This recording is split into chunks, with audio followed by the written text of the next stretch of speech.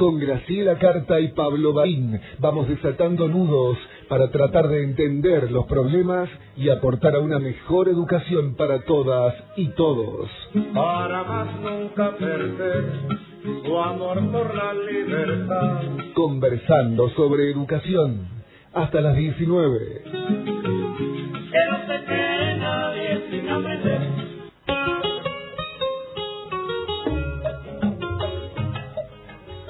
Bueno, buenas tardes a todos los que nos escuchan desde el lunes pasado y hace con 3 años. Esto es Conversando sobre Educación en la FM 99.3 y ahora estamos como debutando en una prueba piloto de lo que se viene, que es también los programas por streaming a través de la internet. Hola, ¿cómo estás, Pablo? ¿Cómo está la audiencia? ¿Cómo están todos? Bueno, sí, estamos acá, además de invitarlos a escucharnos, ahora los invitamos a que nos vean. No sé si va a ser decepcionante, pero bueno, pueden cerrar los ojos y escucharnos nada más como siempre, porque la idea del programa, como decía Pablo, que hace bastante tiempo ya que estamos acá en esta radio, que como también dijo Pablo es comunitaria e intenta hacer un espacio de voces diferentes. Bueno, estamos con conversando, más que para que nos miren, para que nos escuchen, pero ahora nos van a ver también. Bueno, y si querés mandarnos algún mensaje, hacernos algún comentario, si te interesa algún tema en particular que tenga que ver con el objeto de este programa, que es la educación, puedes hacerlo a través de un mensajito de texto al 3764-763712. Repito, 3764-763712. Bueno, el primer programa que tuvimos el jueves pasado, Pablo, salió un poco también decidido en función de una noticia nacional que cobró relevancia en todos los medios nacionales y locales inclusive, y que sigue teniendo sus ecos. Y que, como había comentado en el programa anterior, bueno, me tocaba doblemente de cerca porque ocurrió en una ciudad, en un pueblo donde nací, y además en el colegio donde yo cursé mi secundaria, con una historia y una memoria que tengo sobre ese lugar y esa experiencia educativa que se contrapone ampliamente a lo que ese acontecimiento puso en evidencia, ¿no? Que encierra qué violencia pueden encerrar los colegios, qué tragedias pueden desencadenarse en pueblos pequeños donde, bueno, la comunidad vive casi en una intimidad porque se conocen todos. Bueno, ese fue un poco el boomerang, el punto de partida de nuestra charla del jueves pasado. Y bueno, desarrollamos el tema, charlamos también con una nacida en San Cristóbal, que es psicóloga y trabaja muy especialmente en salud mental. La mayoría de los que estaban acá, aunque sea mediáticamente, eran de San Cristóbal. O sea, San Cristóbal copó la parada. Hoy hablaba con unos amigos y de ese tema, ¿no? Hago ese comentario al margen, y decíamos que lamentablemente a veces los pueblos se hacen famosos por cosas muy tremendas, ¿no? Muy trágicas. Bueno, y eso, el charla giró en torno a cómo se puede prevenir o cómo se puede contrarrestar un hecho que conmocionó a la comunidad toda y nos sigue conmocionando.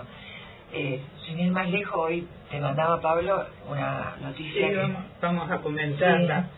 Sí. Salió en Misiones Online y dice: una serie de mensajes intimidatorios hallados en sanitarios y paredes de colegios en Posadas, Garupay y Garuapé encendió las alarmas y obligó a activar protocolos de seguridad. El caso más reciente ocurrió en el CEP número 4, que está en el centro de Posadas, donde una pintada en el baño de estudiantes advertía: mañana bautismo, tiroteo escolar.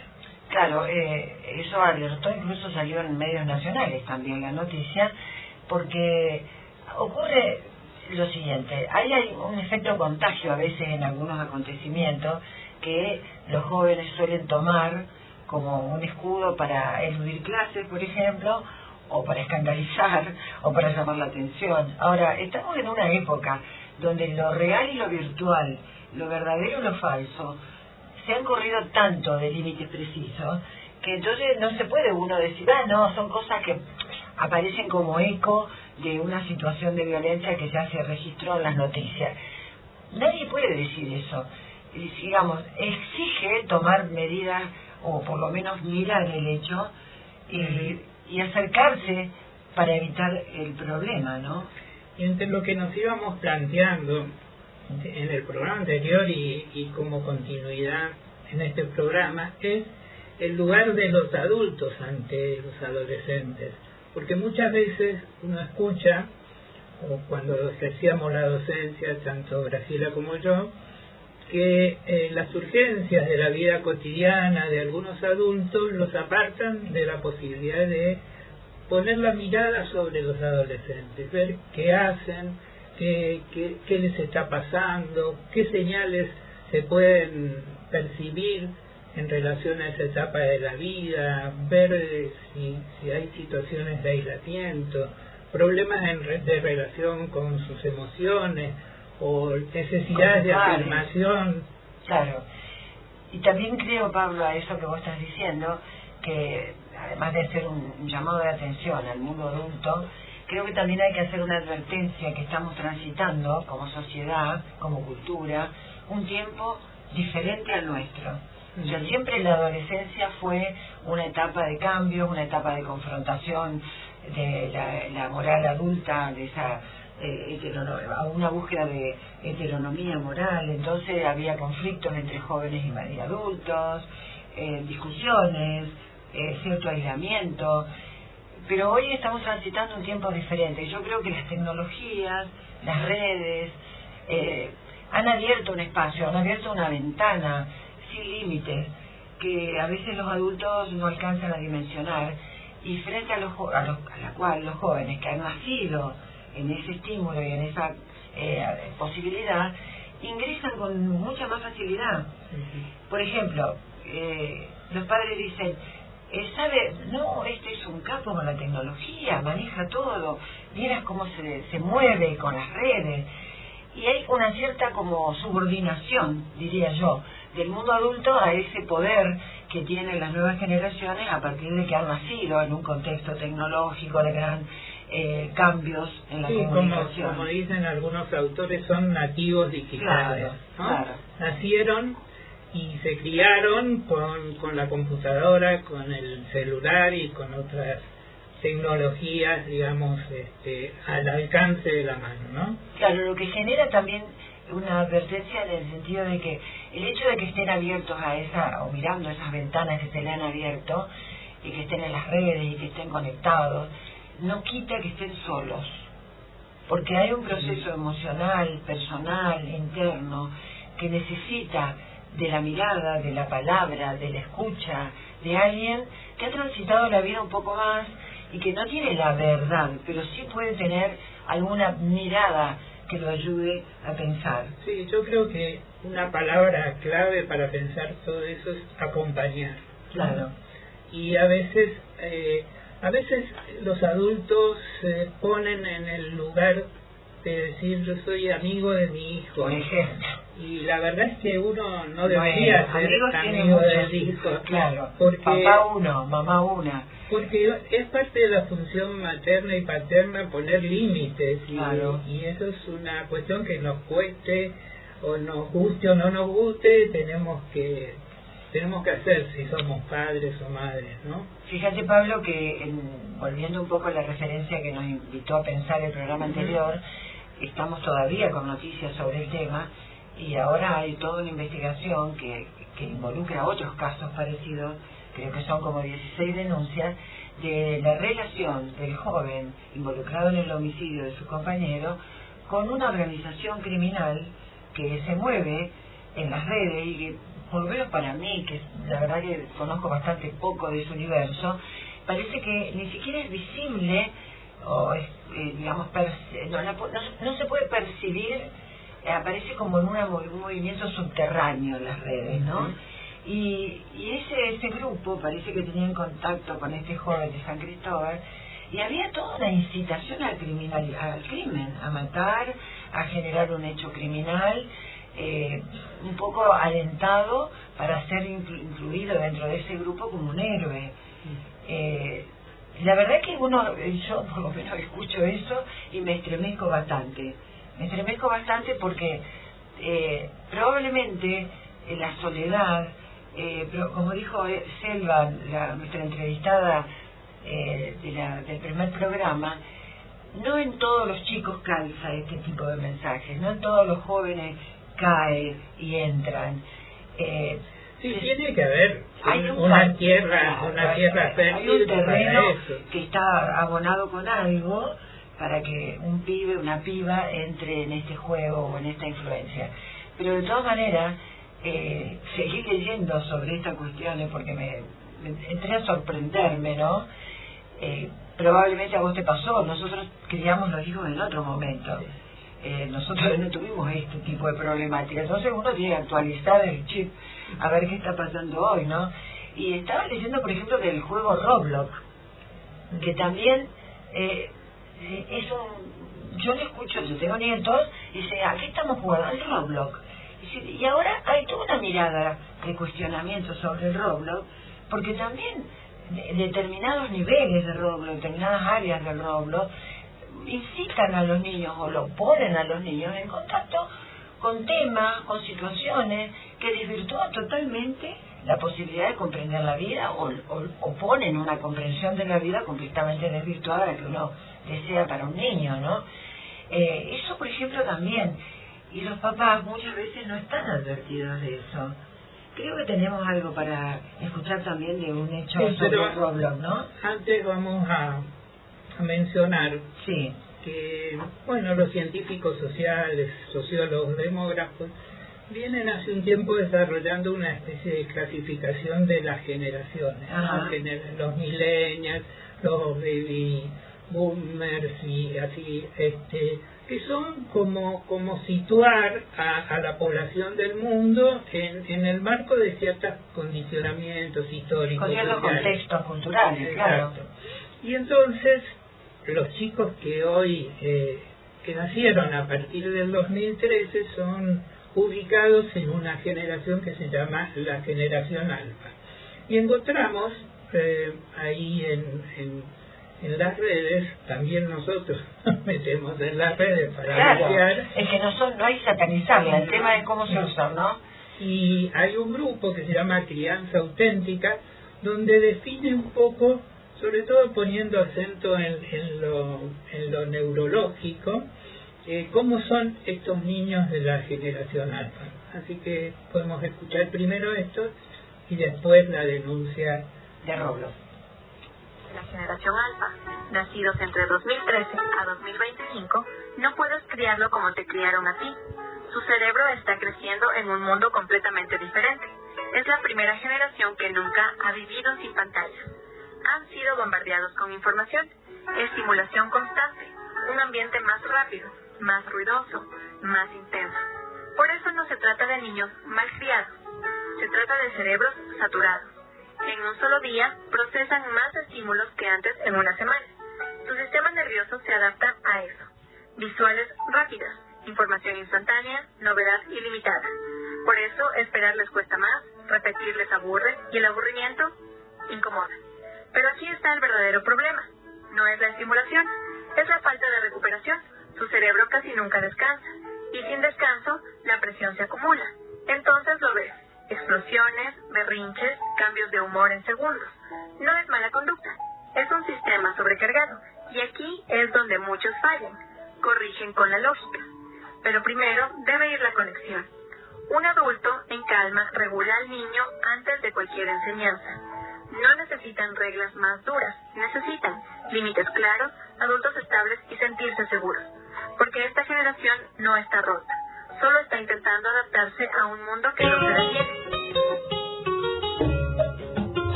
Bueno, ahí en lo que acabamos de escuchar reafirma lo que venimos comentando, ¿no? La necesidad de un mundo adulto firme que esté parado frente a los nuevos frente a los nuevos jóvenes, que sobre todo a los jóvenes y adolescentes, con claridad, con firmeza, con madurez, La idea, como creo que también ha sobrevolado a esta generación, es la idea de que los chicos tienen que elegir, ¿no?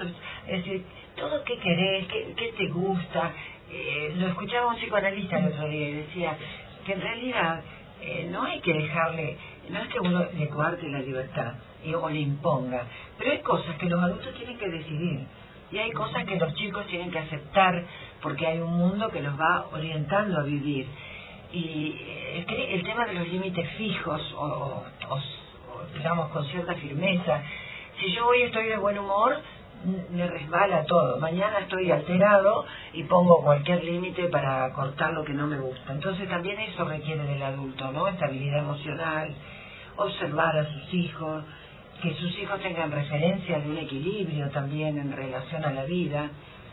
Ahora, sí. Otra cosa que trae a colación el audio que escuchamos recién, sí, que me parece muy importante también, es cómo todas estas tecnologías usadas en extremo generan toda una serie de características de comportamientos en las personalidades, podríamos decir, de los adolescentes, que pasan por la inmediatez, claro, por el exceso de actividad permanente. Entonces ahí se decía, bueno, pero alguien que está todo el tiempo haciendo cosas y buscando y otra más, después es muy difícil que se pueda parar, carga que una se pueda ansiedad tremenda, detener, claro, que pueda manejar sus niveles de angustia, su incertidumbre. Es todo un tema. Hay una advertencia, en el mundo a nivel de psicólogos, de médicos de niños, sobre la inconveniencia de darle celulares a los niños desde tan temprana edad. Sin embargo, uno es testigo, porque todos somos testigos, de cuántas veces estamos en una sala de espera, en un restaurante, con padres con niños pequeños, y le colocan el celular en el changuito, en la mesa, en el sillón, porque el niño de esa manera está entretenido, no molesta, y en realidad es nocivo como darle un veneno, digamos, una comida en mal estado, porque hay una estimulación, como decís vos, exagerada en lo perceptivo y una inmediatez en la acción que no desarrolla al niño, por ejemplo, la capacidad de atención sostenida, no desarrolla la espera. O como decía Selva en el programa anterior, pasar digamos, de la sensación, de la emoción inicial al acto sin pasar por la simbolización. Claro, entonces es un hacer permanente, sin ninguna reflexión, y esto por ahí después va a conducir a este tipo de situaciones, ¿no? Claro, hay videos, hay imágenes de estos casos que analizan la influencia de los celulares en los chicos, padres que le sacan el celular al niño y el niño entra en un ataque de nervio tremendo, estalla, llora, patea, no tiene ningún tipo de control, lo que evidencia su dependencia, ¿no?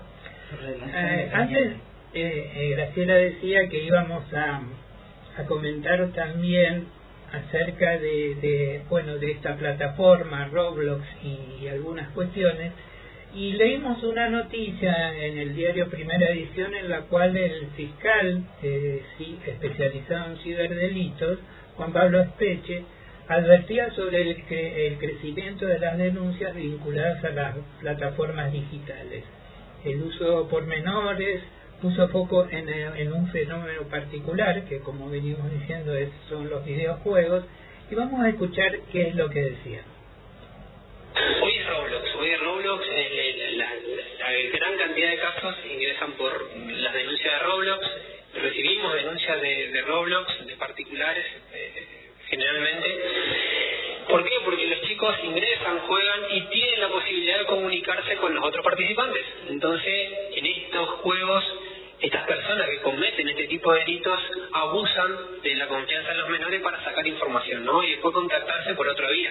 Entonces es muy importante que los padres tengan en cuenta esta situación y que charlen con los niños y niñas adolescentes a los fines de evitar esto y que generen algún tipo de alerta cuando una persona se comunica y pide cierta información, ¿no? Generalmente se comunica, le dice, mira, ¿qué edad tenés? Pásame tu número de teléfono, así nos contactamos por otra vía, por WhatsApp. Entonces esas son señales que hay que tener en cuenta y es importante la charla constante de los padres con los niños. Hoy es Roblox, la gran cantidad de casos ingresan por la denuncia de Roblox, después todas las plataformas que denuncian a esta ONG que tiene la obligación de denunciarlo, pero ya referido a lo que es maltrato social. Bueno, estábamos escuchando, como dijo Pablo, la entrevista que se le hizo al fiscal de ciberdelito, y habla de grooming y habla de Roblox, ¿no? No sé si toda la audiencia está informada. Sí, podemos comentar algo, ya veníamos diciendo. Sí. Roblox es una plataforma de videojuegos en línea y también un sistema de creación de videojuegos. Claro. O sea, los chicos, recién charlábamos fuera de aire que muchas veces el gran atractivo inicial de esta plataforma es que pueden programar y jugar a juegos que fueron creados por ellos mismos. Pero después los va insertando en una red mucho más compleja de relaciones. Son como niveles en el mismo juego, ¿no? La misma y relaciones virtuales que uno no sabe qué hay detrás del usuario, que se presenta con distintos nombres, etcétera.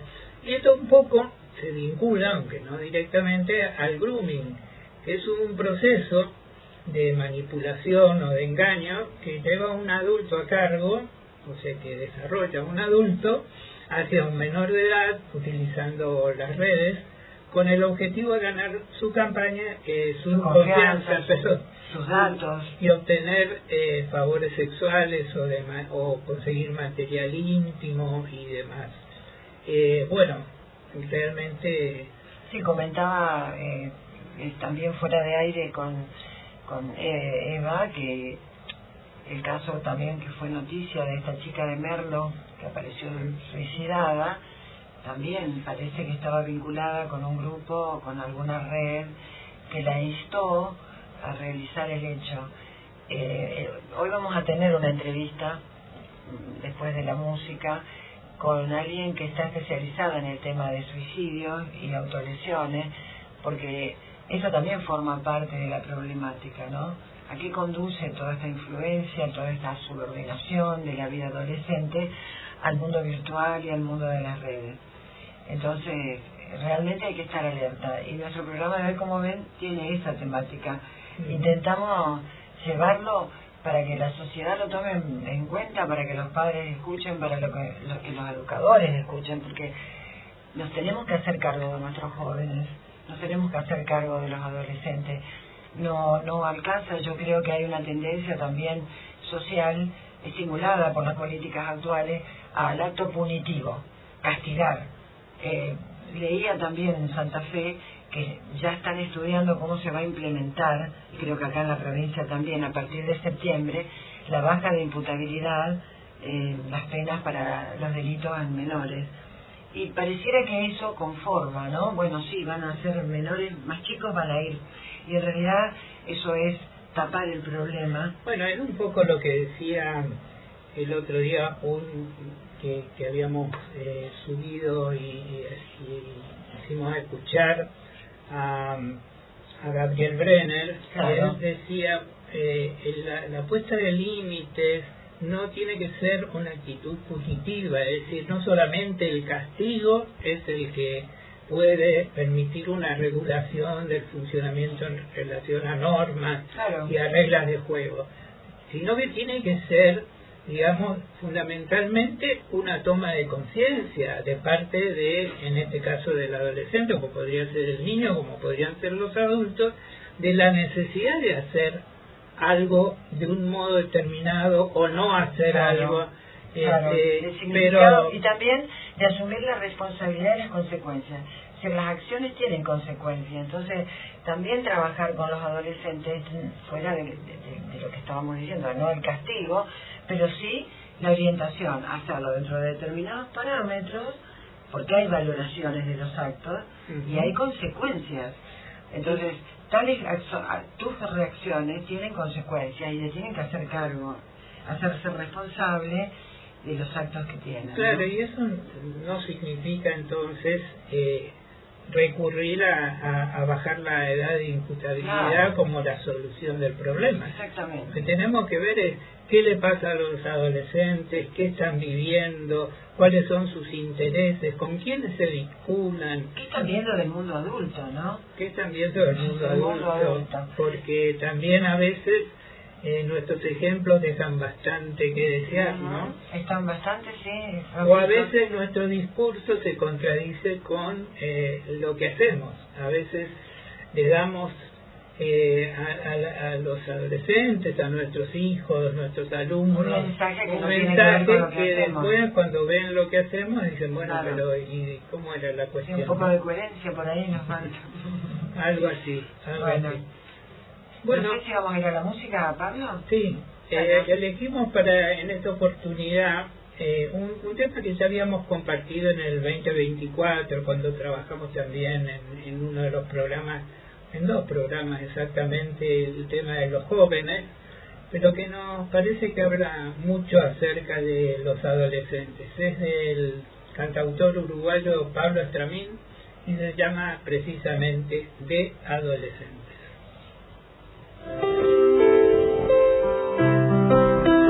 Siempre los reprimen, no les dan espacios y les aconsejan que vayan despacio. Siempre les imponen, nunca les consultan, los hacen callar cada vez que preguntan. Pero cada día los adolescentes reviven los sueños que pierde la gente. Bienvenidas sean su limpia sonrisa y sus alas nuevas que mueven la vida.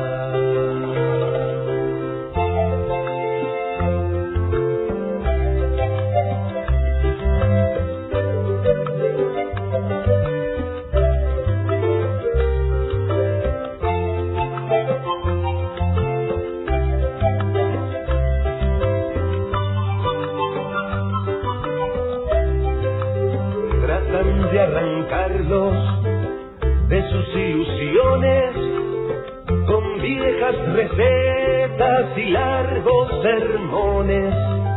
Los tratan de adultos cuando les exigen, los tratan de niños cuando les prohíben. Pero cada día los adolescentes reviven los sueños que pierde la gente. Bienvenidas sean su limpia sonrisa y sus alas nuevas que mueven la vida.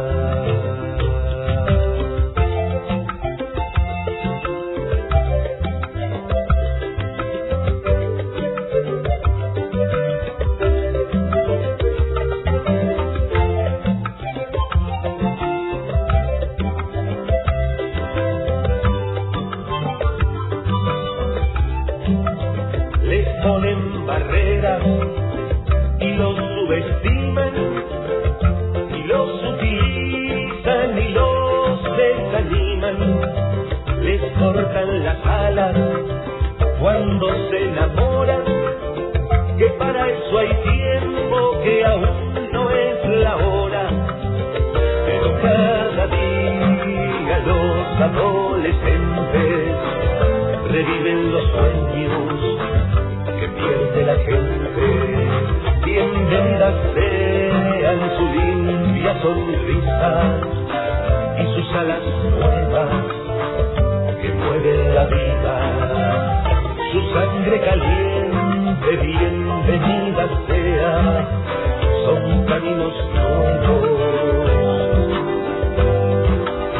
son la primavera.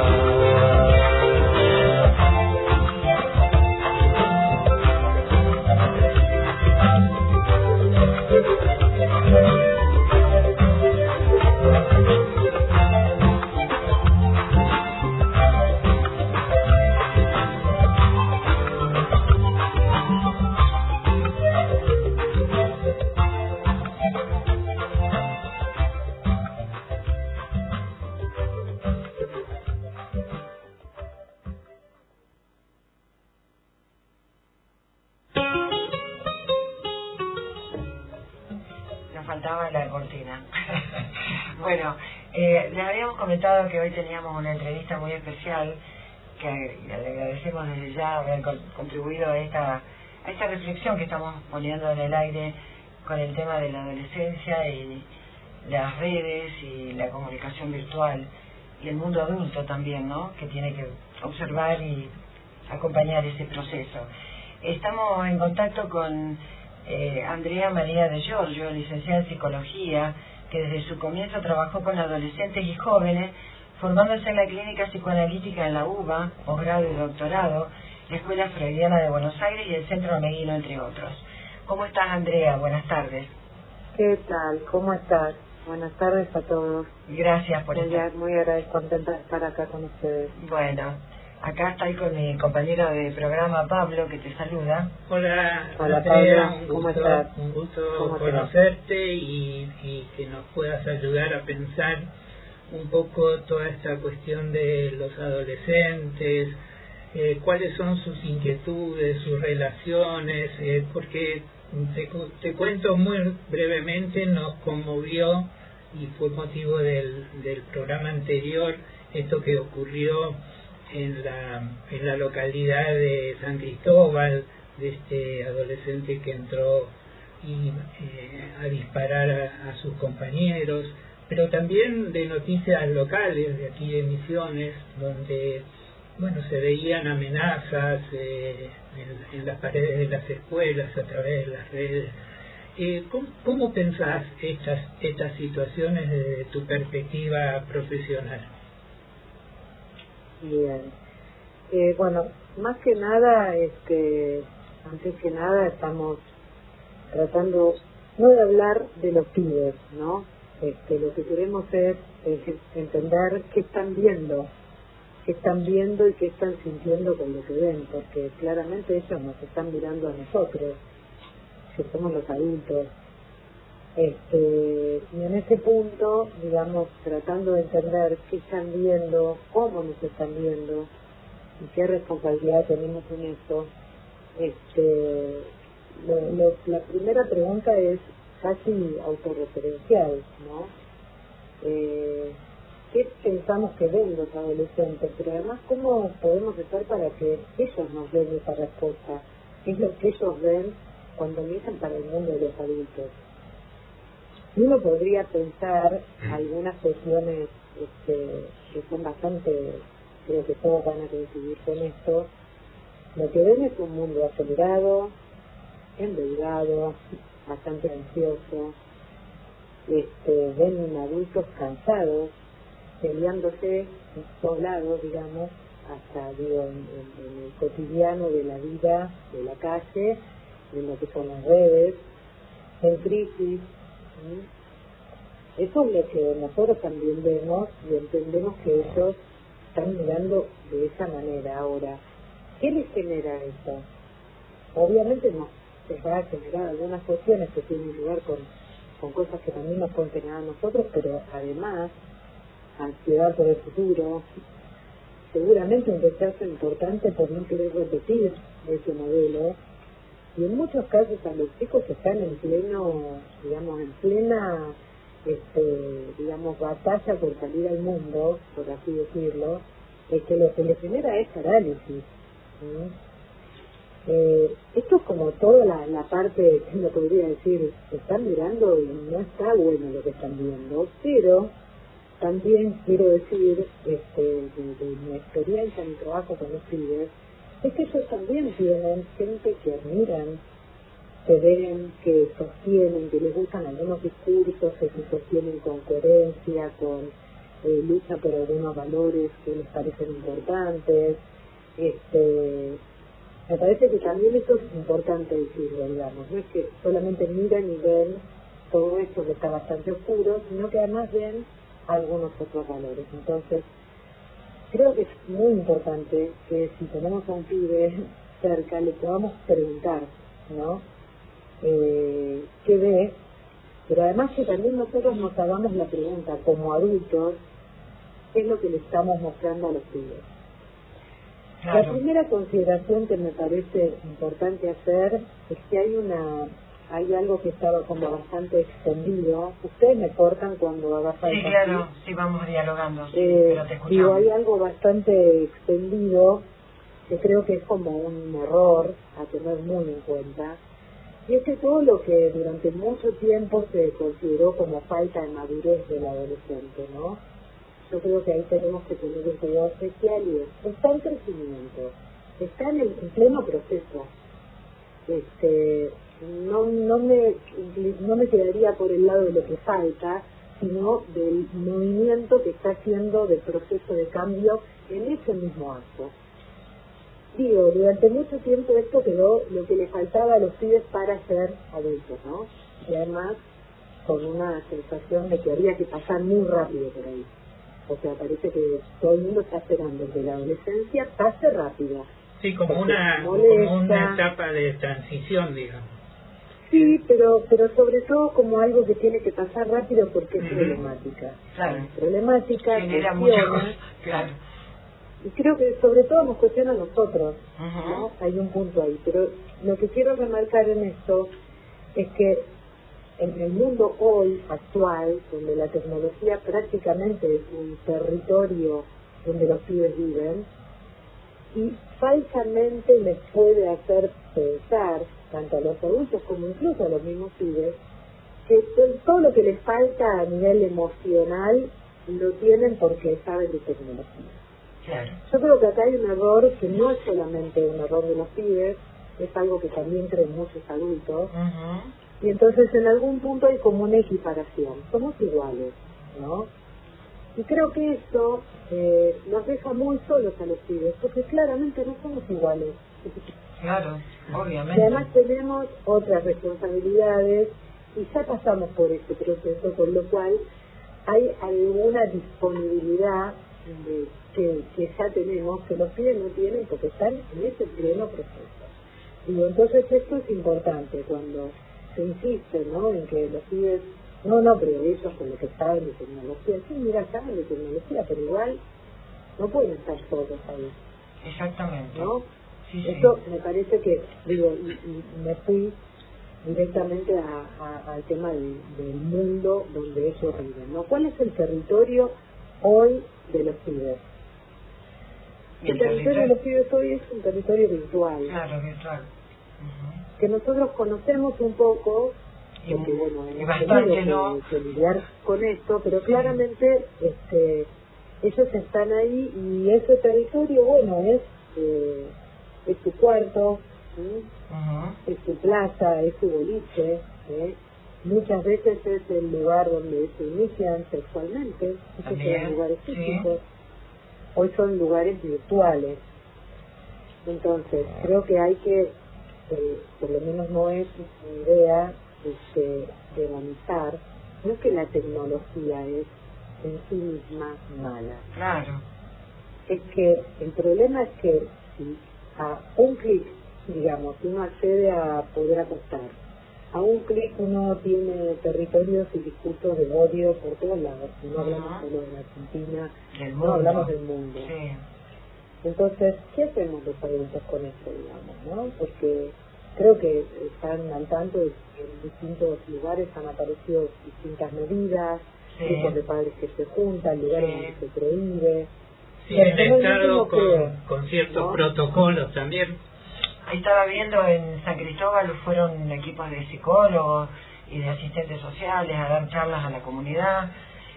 Hay una movida bastante importante, pero como decís vos, requiere de un trabajo sostenido, ¿no? De un interés nuevo sobre una etapa de la vida que atraviesa conflictos que no ocurrieron cuando nosotros éramos adolescentes, por lo tanto no tenemos la experiencia. No, pero tampoco teníamos este mundo que está duplicado, digamos. Exacto. ¿no? Teníamos este mundo virtual y ese mundo real. Sí, claro. de lo físico no lo teníamos, entonces creo que hay algunas precisiones para hacer, digamos. O sea, la previsión no creo que alcance ni sirva, creo que por ahí sirve acompañar, pero bueno, ¿qué es acompañar, no? Claro. ¿Es pedirle la contraseña o es controlar? Y acompañar en todo caso es tener un rato para no solamente preguntarle cómo le fue hoy, por dónde anda navegando, qué vio que no le gustó o qué sí le gustó, y además tener tiempo para quedarse, a poder escuchar lo que él iba a decir. Claro. Porque en esto yo creo que tenemos que hacer un poco de, digamos, de crítica, ¿no? De que realmente si uno se queda y está y tiene disponibilidad para escuchar, los pibes quieren contar, a veces no saben cómo, porque ven a los adultos muy en su mundo, entonces piensan que no pueden contar algo que por ahí les parece menor. Sí. Andrea, vos me habías comentado cuando tuvimos la charla para acordar esta entrevista que hiciste un trabajo en Laguna Paiva con escuela secundaria, ¿fue? ¿De qué se trató el trabajo? No, eso fue un trabajo con gente de educación, gente muy divina, digamos, y en ese momento estábamos saliendo de pandemia, y en ese momento, bueno, toda la comunidad se comprometió con este trabajo, tuvimos como respuestas de casi 600 alumnos, y las respuestas eran en tiempo real, o sea, teníamos idea, si bien eran anónimas, teníamos idea de qué estaba pasando, por lo menos en algunos grupos, podíamos saber si eran los grupos más grandes del colegio, los más chicos, pero más allá de eso, lo que a mí me pareció maravilloso es que la comunidad se comprometió a escuchar lo que los pibes decían, porque nosotros les hacíamos preguntas muy directas, ¿no? Recién hablábamos del mundo adulto. Bueno, ¿estamos dispuestos a escuchar lo que ellos piensan de esto? ¿Qué pensás del mundo adulto? ¿Qué es lo primero que se te viene? ¿Qué te genera? ¿Te genera ganas, ansiedad? ¿Te da ganas de apurar esto para llegar a ser adulto? ¿Pensás que te estamos dejando algo para vivir o te estamos dejando un lío bárbaro? Y que van a tener que arreglar ustedes de alguna manera. Digamos, pero todo esto preguntado en tiempo y con respuestas, toda la comunidad escuchó y además empezamos a pensar con la comunidad en qué podían hacer, por ejemplo, las empresas, qué podían hacer las sociedades de fomento, los clubes del lugar, las radios, o sea, todo el dispositivo de, digamos, la arquitectura de una ciudad o de un pueblo disponible para los pibes. Y sabemos que eso parece muy lindo, pero sabemos que es muy difícil. Es difícil, claro. Te iba a preguntar, ¿los jóvenes en esta experiencia tuvieron una participación espontánea, libre? ¿Fue fácil acceder, digamos, a su intervención? Sí, fue, digamos, esto fue todo conversado, digamos, esto formaba parte de una actividad que se venía trabajando, digamos, con mucha anterioridad, pero lo que me parece importante, digamos, rescatar en todo esto que estamos conversando es, sabiendo que están en un territorio mirando a los adultos y que los adultos tienen un mundo complicado, sabiendo que tienen una duplicación de los mundos que por lo menos conocíamos nosotros, los adultos de hoy, digamos, que es este mundo virtual, que hay que tener algunos cuidados con ese mundo virtual. Siempre les decimos a los papás, no se te ocurriría que tu hijo salga a las 12 de la noche por medio de una casa muy oscura. No, claro, pero bueno, que tampoco se te ocurra que naveguen libremente por internet. Están en lugares más peligrosos que una calle. Pero no hay un registro de eso. Lamentablemente, además de algunas otras cosas que nos complicó la pandemia, esta sensación de que estaban adentro y estaban seguros, ya se terminó. Una sensación muy engañosa. Engañosa total, claro. Muy engañosa porque estaban adentro y estaban siendo captados por todos los que estaban adentro, que no es que se hicieron buenos porque vino la pandemia, siguieron siendo lo que son siempre, las redes de tráfico, de pornografía, de apuestas, de bullying, de juego, de aliento para que los pibes se lastimen. O sea, eso estuvo a full. y los pibes a full mirándose, andando por esas calles oscuras. Claro. Sí. Vos ¿no? sabés que me hiciste acordar cuando hablaste de la pandemia, de un trabajo de Martín Becerra y Victoria Irrizario que hicieron para Amnesty International y que se dedicó específicamente a los adolescentes durante la pandemia y particularmente al uso de TikTok. Y una de las entrevistadas decía, ya que no tenía nada para hacer, no salía de la pieza, no hablaba con nadie, solo estaba con el celular encerrada, ¿no? Creo que es una imagen interesante de esto de cómo potenció el acceso a las redes en la época de la pandemia, ¿no? Andrea, Sí, incluso, sí. un segundito, incluso por en favor. países que tienen que digamos nos anteceden en todo el desarrollo tecnológico, como Japón, hay un fenómeno que se llama el hikikomori, que son los pibes que ya no son tan pibes, pero que empezaron de muy jóvenes, que no salen de su habitación. Ajá. Los padres le dejan la comida en la puerta afuera, van al baño en el mismo lugar y viven conectados y no tienen ningún interés en salir al mundo adulto. Incluso se manejan por ahí trabajan de manera virtual, Claro. y hacen También. todas inversiones desde ese lugar, digamos, ¿no? Entonces también hay que ir yo creo que hay que separar todo eso de lo que estamos hablando en lo que es la población en general a lo que es la población adolescente. Ujú. Por eso en este punto, un segundito, decir por qué hay un dolor en la adolescencia que no es el dolor que puede haber en otro momento de la vida. Digo, hay un dolor porque hay algo de lo que desprenderse, que es todo lo que uno vivió de pequeño. Y esto lo digo en el punto donde no es que todos vivieron bien cuando eran niños. Es más, yo conozco muchísimos niños que vivieron muy mal de niños.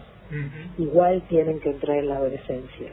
Entonces la pregunta es, si estuvieron acompañados de niños, ¿van a tener un poco más de herramientas en la adolescencia? Sí, van a tener más herramientas.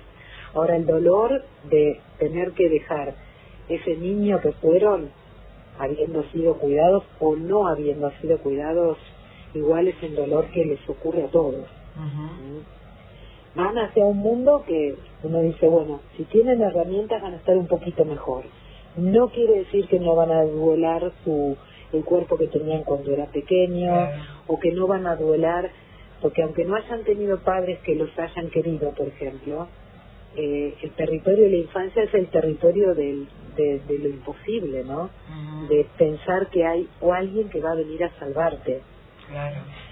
Eso en la adolescencia cae como pensamiento y empieza a haber una sensación de bastante desolación y claro, empiezan a buscar qué herramientas hay dentro de cada uno para ya no depender de otro en que te salven o te acompañen o te lleven. Esto es algo que es muy importante que lo entiendan los adultos, ¿no? Porque algunos papás te dicen, no, pero a mí mi hijo todavía me cuenta cosas y todavía me da la mano para cruzar. Por él tiene 13 años, 14, ¿no? Entonces yo lo que les explico es que no es que los dejaron de querer, pero es muy probable que les dan la mano todavía, pero ya saben que darles la mano no los va a salvar de que venga un loco y los pique. Pero un nene chiquito, si le da la mano al padre, cree que piensa eso que lo va no a le va a salvar. pasar nada. Entonces creo que esto es muy importante que lo entendamos los grandes también, ¿no? Porque también hay que acompañar este proceso de que está creciendo. Claro, y acompañar el duelo. Y acompañar esos duelos que tienen que hacer innecesariamente, ¿no? Por ese cuerpo que ya no es el mismo, que de pronto empieza a ser un cuerpo absolutamente extraño.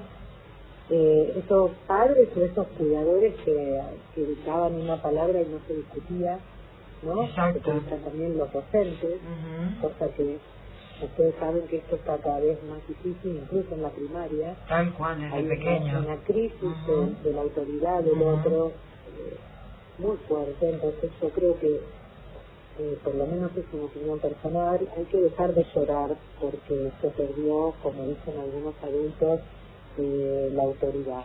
Creo que hay que empezar a pensar que hay que construir una nueva autoridad. Exactamente, construir una nueva autoridad, sí. Con ellos, ¿no? Con ellos y dar, bueno, cómo seguimos, cómo tenemos límites, cómo acompañamos, y una cosa que cómo hablábamos, nos dejamos solos. Claro, y una cosa que hablábamos con Pablo, que creo que vos también mencionaste, esto también de ser coherente, ¿no? Es decir, de movernos entre lo que decimos y lo que hacemos con coherencia, de tener estabilidad también, algunas miradas sobre la vida. Claro, pero además, por ejemplo, con el tema de la virtualidad, hay mucha visión de los pibes de lo que hacen los adultos con las redes. Claro.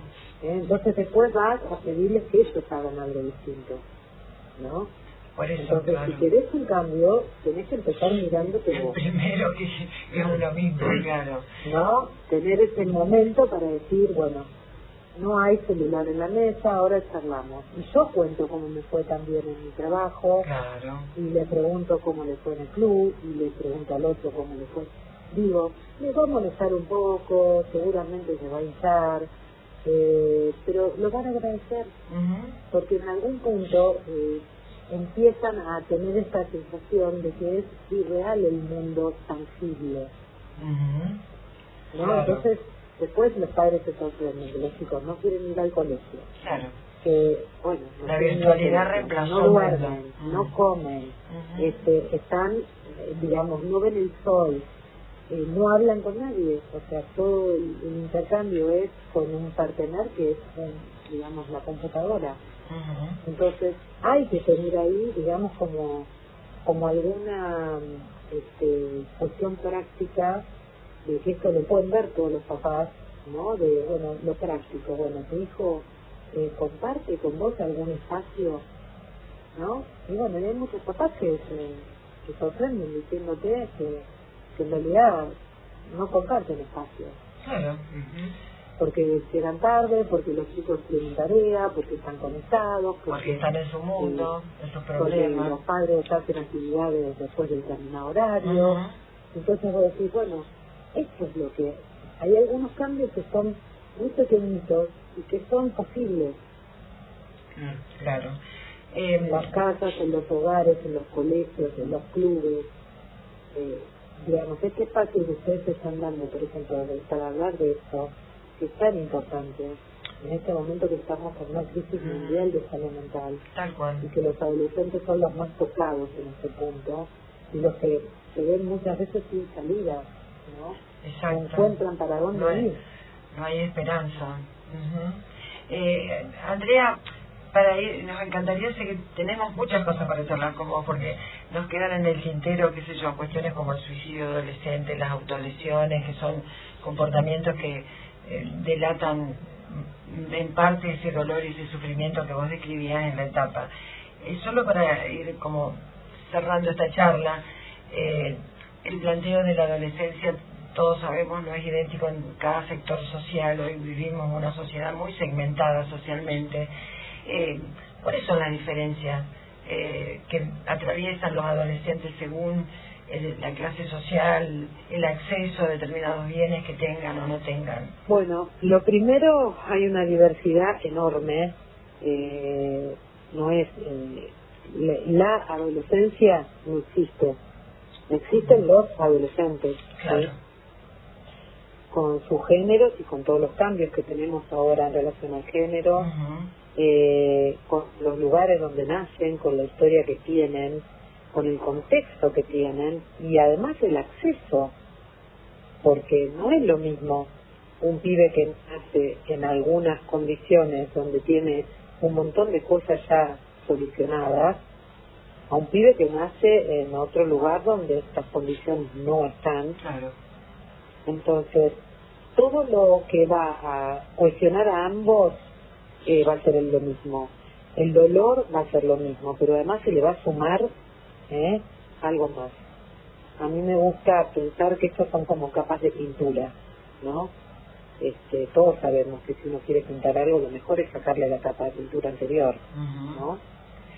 Pero hay muchos pibes que llegan a la adolescencia, como les decía antes, sin herramientas, porque no hayan estado en hogares que los hayan alojado, ni incluso queridos. Sabemos que eso antes parecía un mito, o sea, las familias siempre te quieren. Exacto. No es verdad. La idealización de la muy presente que las familias se pueden matar también, claro, ¿no? Entonces, esto que ahora lo sabemos y que podemos hablar de esto, obviamente la angustia va a estar, pero se le va a sumar algo más. O sea, ahí vamos a tener que... Hay pintura sobre pintura, entonces son todos factores de riesgo que van potenciando situaciones. Siempre digo que el factor de riesgo pesado, la pintura esta sobre la pintura, tenemos un montón de cosas para ir erosionándola. Siempre parece un detalle, pero que haya alguien ahí escuchando, dando la mano, no dejando solo, siempre hace una diferencia. Tal cual. Y digo que es como erosionar esa pintura. Una sola cosa, y no quiero dejar de decirla antes que terminemos, es que siempre que se hable de alguno de estos temas, tiene que haber líneas para dejarle a la gente que está escuchando. Claro. Como yo no tengo las líneas propias que tienen ustedes, que viven en Posadas, yo sí quería decirles que la línea 102, que en la ciudad de Buenos Aires es la línea de los chicos y de las chicas, en Misiones y en el resto del país tiene un número que, si me dejan, se los puedo dejar. Sí. Que es el 0800 666 6466. Esta es la línea de los chicos, pueden llamar los chicos y pueden llamar los grandes. ¿Sí? Es una línea que recibe o recepciona denuncias. No, es una línea para chicas y chicos. Obviamente que si alguien quiere hacer una denuncia, van a ser orientados donde tienen que hacerla. Pero no es una línea de denuncia, sí es una línea que un pibe puede llamar para decir que está en peligro. Y obviamente se van a activar cosas para que el sistema de protección pueda intervenir. Muy bien, claro. Muy importante, seguro. Bueno, Andrea, la verdad, como te dije antes, seguiríamos charlando, es un tema apasionante, importantísimo seguir profundizando. Pero cuando quieran, yo encantada. Bueno, te agradecemos un montón, ha sido un placer realmente la comunicación con vos. Bueno, muchas gracias, Andrea, que sigas bien. No, gracias a ustedes. Bueno, buenas y tardes. Está bueno que sigan hablando de esas cosas, y bueno, nada, y que después seguramente tienen alguna pregunta o algo de los pibes, sería interesante saber qué es lo que preguntan y qué quieren, qué les parece, qué pensaron, digamos. Eso estaría buenísimo. Bueno, desde ya. Muchas gracias, Andrea, hasta pronto. Gracias a ustedes, y un abrazo para todos. Un abrazo. Adiós. Adiós. Chao. Y bueno, nos vamos quedando sin tiempo para cerrar este programa. Así muy interesante la charla, tenemos muchas cosas para comentar, pero bueno, nos quedan 2 minutos de programa. Podemos avanzar un poquito más, dice acá nuestra operadora. Creo que rescataría muchas cosas, pero me quedo resonando lo que plantea Andrea, de la importancia que tiene constituir adultos de buenas identificaciones, ¿no? Los chicos, nosotros decimos, nos miran todo el tiempo, pero no todo el tiempo ven cosas negativas. Algunas personalidades, algunas referentes adultos, algunas figuras, que puede ser un maestro, que puede ser un tío, que puede ser un amigo, que puede ser un personaje del pueblo, no sé, siempre aparecen esas figuras, ¿no? Y la otra cosa que también rescato, que dijo lo último, el tema de la figura de amor. Es decir, puede haber una situación de demasiado abandono, soledad, pero con que haya una figura amorosa que escuche, que abrace, que esté ahí, puede ser muy valioso para, no digo para resolver todo, pero sí para tener una lucecita, ¿no?, dentro de ese drama. Me parece que eso es muy interesante de pensarlo, y sobre todo lo que queremos es, lo rescato yo, bueno, que en el mundo adulto en el que nos sentimos parte, pero sobre todo los que hoy están siendo educadores, los que hoy están siendo padres, que no transiten, como dijo ella, la adolescencia como un problema que hay que pasar rápido, sino como una etapa de la vida que es fundacional de la vida adulta, donde se generan y se gestionan emociones que van a dar contexto a las reacciones del mundo adulto. Y entonces la personalidad de ese adulto se nutre muchas veces de las experiencias que, bueno, el mundo de los padres, de los docentes que transitó, supo ayudarle a construir. Cuento nada más que como comentario, ¿no? Hablando con un adolescente de 13 años, y tiene que ver con lo que estamos diciendo de las figuras de identificación. Me decía, me di cuenta que a mí matemática me gustaba el año pasado por el profesor. Y dice, este año no me gusta tanto. ¿Pero por qué? Le digo, porque el profesor del año pasado le ponía una pila, entraba al aula, que te daba ganas de aprender. Y este año yo siento que va porque no tiene otra cosa que hacer. No le pone ni 5 de onda. Y a mí me cuesta mucho participar y estar en la clase. Entonces, acá hay un tema, ¿no? Que es la pasión por lo que se hace. El tema de los chicos que están transitando con todo este mundo que describimos hoy o tratamos de acercar hoy, va a la escuela, y si la escuela no le abre una ventana con cierta pasión y atractivo, es muy difícil, ¿no? ¿Cómo se van a apasionar por la matemática si no el está docente que intenta enseñarla no está apasionado? Sí, yo creo que, bueno, esas son las figuras a las cuales me parece se refería Andrea, ¿no? Claro. Esas figuras que no muestran este mundo difícil, duro, que también abren una ventana de esperanza, ¿no? Bueno, y ahora sí creo que nos podemos ir despidiendo. Vamos a despedirnos hasta el jueves que viene.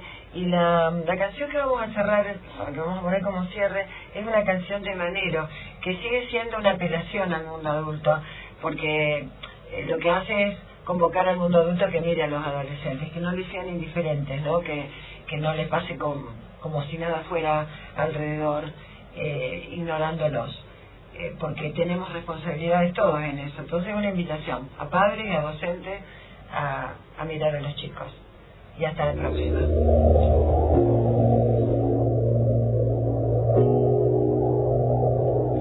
Mamá, estoy frustrado, me cuesta ser amigos y en la escuela